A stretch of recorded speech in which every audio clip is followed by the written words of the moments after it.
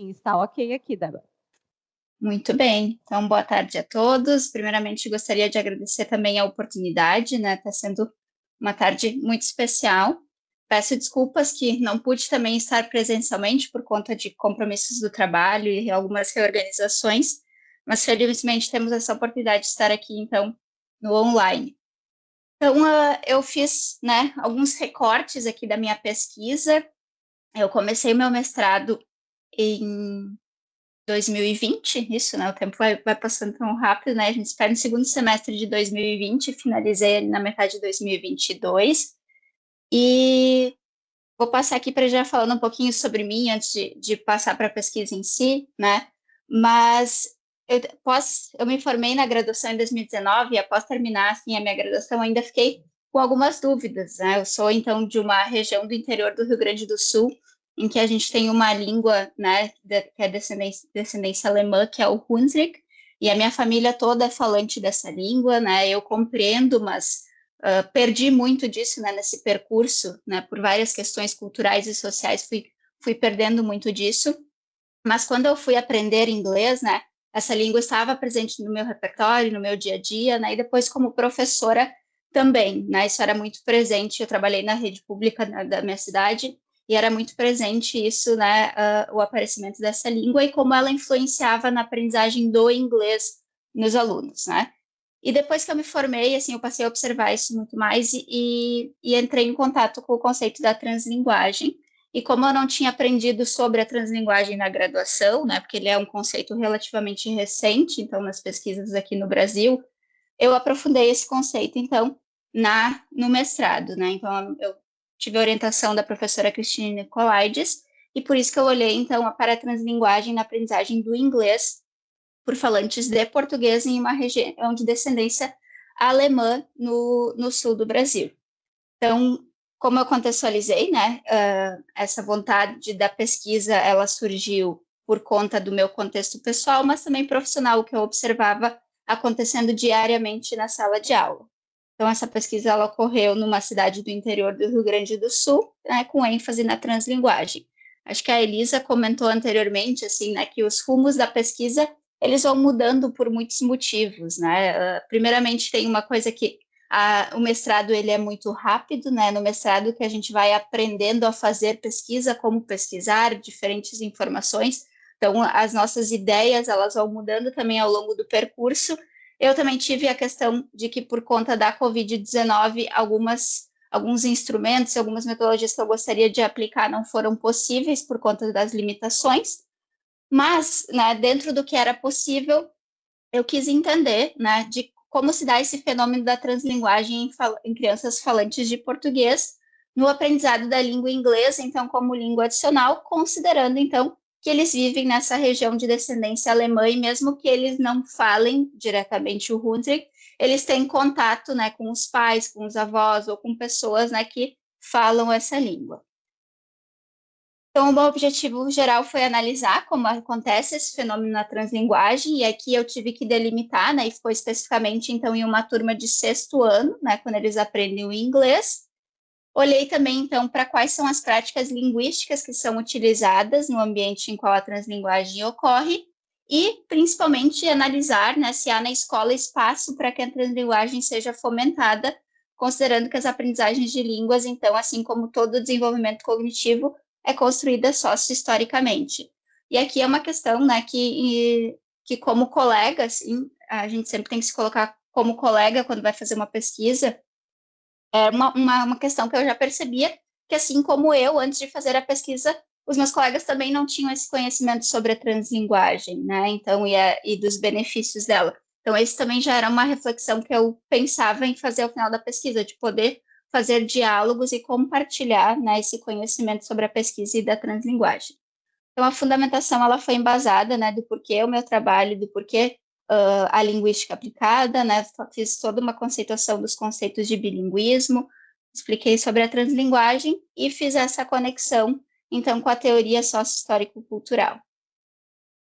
A minha pesquisa, então, ela foi qualitativa de cunho etnográfico, ela ocorreu, então, numa escola pública, situada, então, no interior do Rio Grande do Sul, e os participantes dessa pesquisa foram os estudantes de uma turma de sexto ano, e a professora, então, de língua inglesa dessa turma.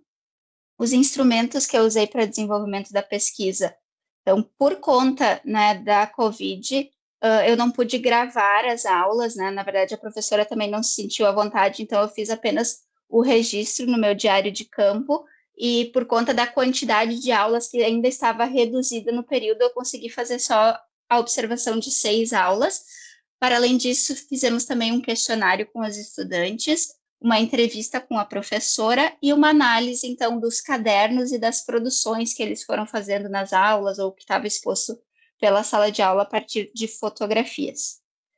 Então, depois, para análise, né, eu fiz uma divisão para olhar para a perspectiva dos alunos participantes em relação a essas práticas translíngues e dividir essa categoria em outras 3 subcategorias, e também da perspectiva da professora em relação às práticas translíngues que aconteciam ali naquela sala de aula. Então, aqui eu não trouxe recortes da pesquisa por conta do tempo, né, mas nós tivemos várias ocorrências da translinguagem, tanto na oralidade quanto na escrita ao longo dessas observações, mas que essas possibilidades de translinguagem, essas ocorrências ainda foram baixas, considerando as possibilidades que poderiam, porque a gente ainda tem, né, muito essa visão de um bilinguismo aditivo que as línguas precisam estar separadas, né? Então ocorria muito esse processo de correção se aparecia o português ou se aparecia o Hunsrück, para focar muito só no inglês, né? Então não é olhado para a noção de repertório heteroglóssico para ver de que forma, né, essas outras línguas podem servir como andamento para a aprendizagem da língua inglesa, por exemplo. Tem muito a questão, né, que eu acho que mais pessoas que eu sei que estão aqui trabalham, né, com o Hunsrück ou têm esse contato com o Hunsrück sabem que os estudantes eles não se conhecem, não se reconhecem como bilíngues quando eles são falantes de Hunsrück. Então eu passei por esse processo também de um não reconhecimento, né? E aí depois só quando eu entrei na graduação mesmo que a gente começa a valorizar isso como uma língua. O Hunsrück ele é uma língua reconhecida, né, hoje, mas ainda, né, culturalmente é visto como um dialeto e ela é uma língua que nesse contexto analisado, ela não é valorizada, então, pelos estudantes e muito menos reconhecida como uma língua. Então, esse é um conhecimento que eles não tinham antes dessa pesquisa, né, que eu compartilhei, então, também com eles. E aí, olhando, assim, para esse pós, né, a minha banca, pós a minha pesquisa, eu tinha muito essa preocupação de poder levar o conhecimento, né, que eu desenvolvi, porque, assim como eu não tinha conhecimento nenhum sobre a translinguagem, sobre esses benefícios, né, de nós analisarmos a partir da perspectiva do repertório heteroglóssico. Eu fiz uma conversa com a professora de língua inglesa e com outros professores que tiveram interesse para compartilhar os resultados da pesquisa, né, e apresentar essa teoria da translinguagem. E aí, para além disso, né, eu ainda estou pensando em alguns outros retornos para a comunidade para olhar para essa aprendizagem, né, do inglês nessa região e de que forma o Hunsrück deve, né, deve ser valorizado. Eu acho. Desculpa. Pode. Acabou, né?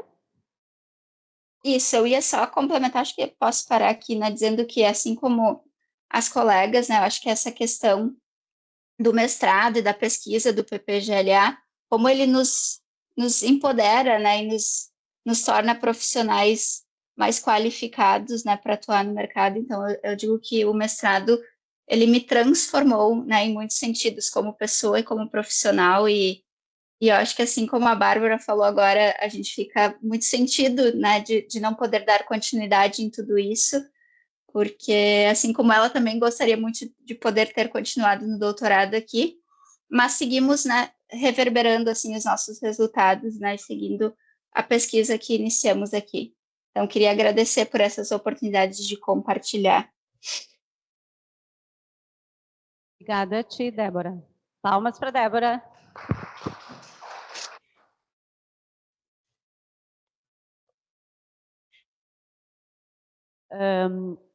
Cada vez... Boa tarde. Oi? Tu olha, tô no modo pedreira agora, tô passando. Opa. Lucilene, tu vais falar com a gente? Não, acho que não. Laura. Boa tarde a todos. Boa tarde, Débora, que bom te ver. Oi, Laura, igualmente. Eu gostaria de saber de que maneira a pesquisa reverbera no teu trabalho hoje em dia, para tu falar um pouquinho para a gente do teu trabalho, o que tu está fazendo hoje em dia. Muito bem. Então, quando eu estava desenvolvendo a pesquisa, eu estava trabalhando tanto na rede pública quanto na rede privada. Mas após finalizar o mestrado, eu passei pelo processo seletivo e atualmente eu atuo no programa bilíngue da Unicinos Education. Então, hoje eu sou professora no programa bilíngue e também atuo como ponto focal. Então, por ter desenvolvido essa pesquisa na área do bilinguismo, com ênfase na translinguagem, eu aplico isso hoje tanto nas aulas, que a gente trabalha com a formação de professores das escolas da rede jesuíta. Então, a gente tem um curso de extensão em que nós damos essa formação para os professores que estão implementando o currículo bilíngue. E também hoje eu trabalho como ponto focal, que é como se fosse uma assessoria pedagógica, em que nós visitamos as escolas e fazemos esse acompanhamento, né? Então, eu digo que o meu mestrado ele foi fundamental e essencial, né, para todo esse trabalho que eu desenvolvo hoje em parceria com as escolas. Muito obrigada, parabéns pelo trabalho. Obrigada, Laura. Beijo. Obrigada. Beijo. Eu quero reforçar, Laura, assim, aproveitando que a Laura, Débora, aproveitando o que a Laura disse, né? Assim,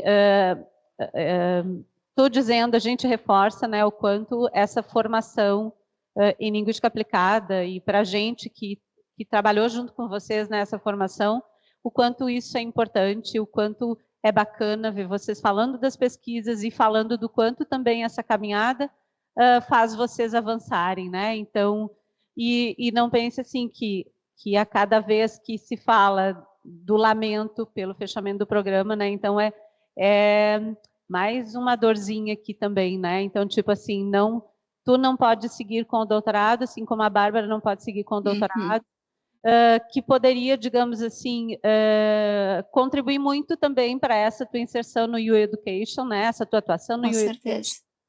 Mas é isso, né? Nós somos 6, então isso nós somos, isso ninguém tira da gente. Nós somos 6. Com certeza, Kátia. Por causa dessa caminhada feita por vocês, feita por nós ao longo desse tempo. Então, é o que temos, e o que temos é de muita qualidade. Então, que vocês sigam por aí, levando adiante, né, aquilo que a gente chama da linguística aplicada que se faz aqui, né? E como eu disse antes, eu acho que foi quando a Jayla falou, somos todas e todos PPGLA, né? E assim a gente vai ser seguindo, tá? Com certeza, e nós tivemos o privilégio de contar com um corpo docente qualificado como vocês, assim, então somos muito gratas. Caminhamos juntos para esses 6, né? Então isso que nos deixa felizes, né? Esses 6 ninguém tira de nós, né? Parabéns também pela apresentação, pela pesquisa. Quero agradecer mais uma vez.